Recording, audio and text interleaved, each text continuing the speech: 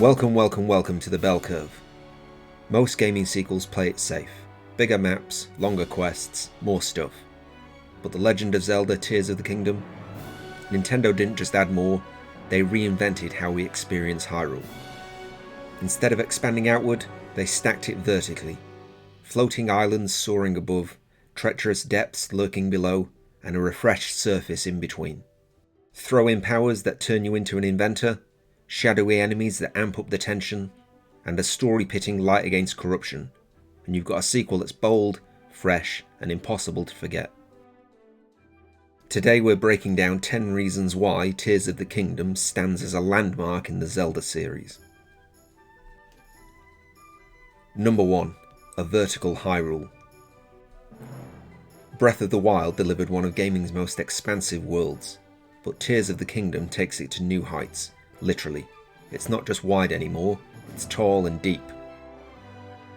Up top, floating islands dangle like hidden treasures, each packed with its own puzzles and secrets. Down below, the depths unfold as a massive underground frontier, shrouded in gloom and packed with peril. This layered design turns exploration into a 3D adventure. Every climb, dive, or glide reminds you Hyrule is a web of interconnected layers. And the payoff? It keeps things feeling innovative, even in familiar spots. Have you ever felt that rush plunging into a chasm? That's what makes exploration addictive. Always a new direction, up, down, or sideways.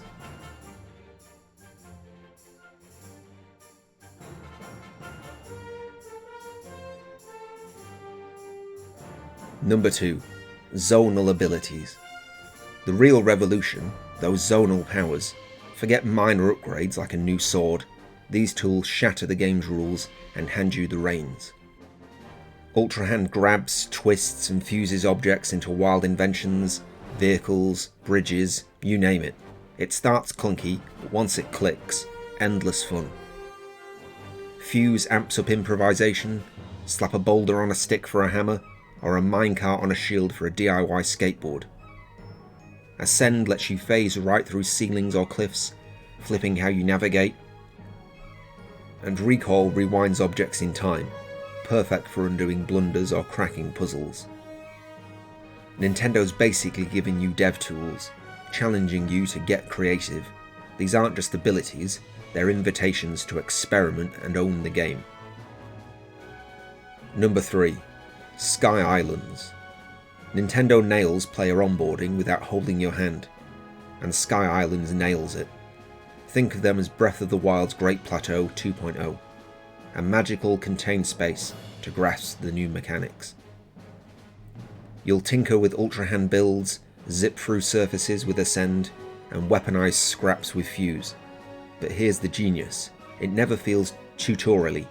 You're learning through real adventure, gliding between islands, solving riddles on the fly. By the time you parachute back to Hyrule, you're not just ready, you're pumped to unleash your skills. Number 4. The Shrines. Shrines are back, but evolved. They're like mini engineering labs, where Nintendo teaches you to think like a builder. One might nudge you to fuse quirky weapons, another has you rigging platforms from junk. Each delivers that aha moment, and the skills spill right into the overworld. Spot a massive spinning orb out there, realise it's just a fan and a wheel combo, and suddenly you're replicating it everywhere. Nintendo's whispering, take this and run with it. Trust me when you do, it's pure magic, turning the whole game into a playground. Number 5. The darker and scarier enemies. Tears of the Kingdom isn't all sunshine and freedom, it's got a darker edge, and the enemies bring it home. Old favourites like Gibdos are back, tougher and creepier, only dropping to targeted elements like fire.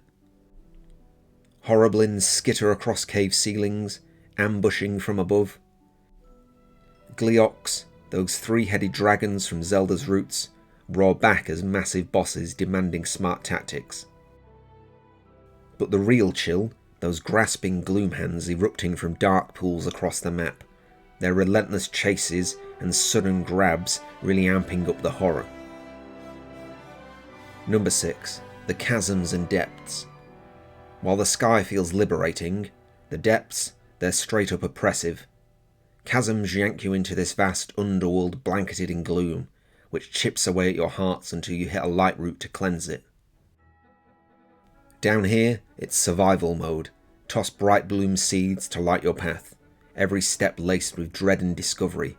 It's unnerving, sure, but the tension hooks you. Whilst fast travel softens the edge a bit, letting you escape easily, but when you're deep in, it's unlike any Zelda before, raw, risky, and rewarding.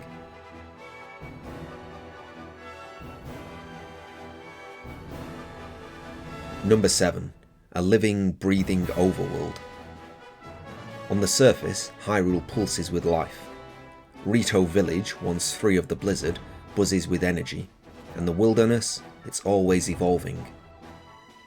You could wander into a bokoblin brawl with zonal robots, only for an Aracuda to dive bomb and flip the script. These random clashes make the world feel alive, independent of you, spontaneity at every turn. It's chaos. One misstep and you're into an impromptu epic. Every trek becomes a story worth sharing, keeping you exploring for hours.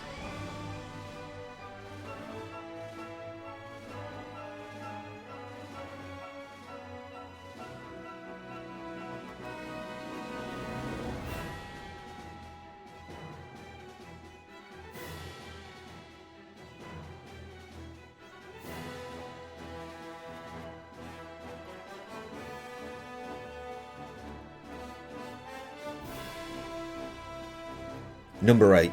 Constraints that drive creativity. Weapons still shatter, stamina drains on climbs, and those zonal batteries, they fizzle out right when your grand plan peaks. Frustrating at first, absolutely, but these limits are the secret sauce. They spark ingenuity. A busted build mid-fight, cue hilarious scrambles and clever pivots. They're not bugs, they're features, grounding the game in adventure over sandbox mode. Without them, it'd lose that Zelda spark. These constraints make your triumphs shine.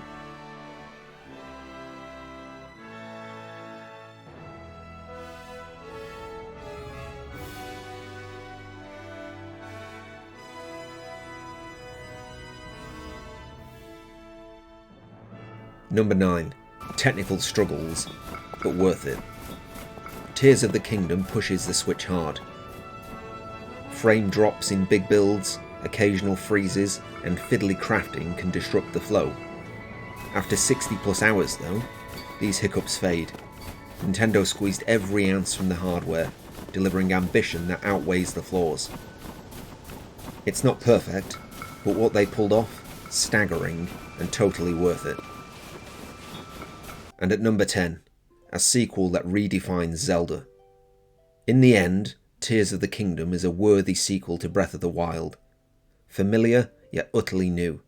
It turns building into high-stakes adventure, puzzles into an open exploration, and exploration into pure invention. Most crucially, it casts you as more than a hero. You're a creator, shaping Hyrule's fate. Nintendo didn't reinvent the wheel, they gave you the parts to build your own. That's why it's not just one of Zelda's best. It's a bold leap for gaming sequels everywhere. So what about you? Does Tears of the Kingdom top Breath of the Wild? Or is the original still king? Drop your thoughts in the comments, smash that like if this fired you up to replay, and subscribe for more deep dives into gaming gems. Thanks for watching, and see you next time.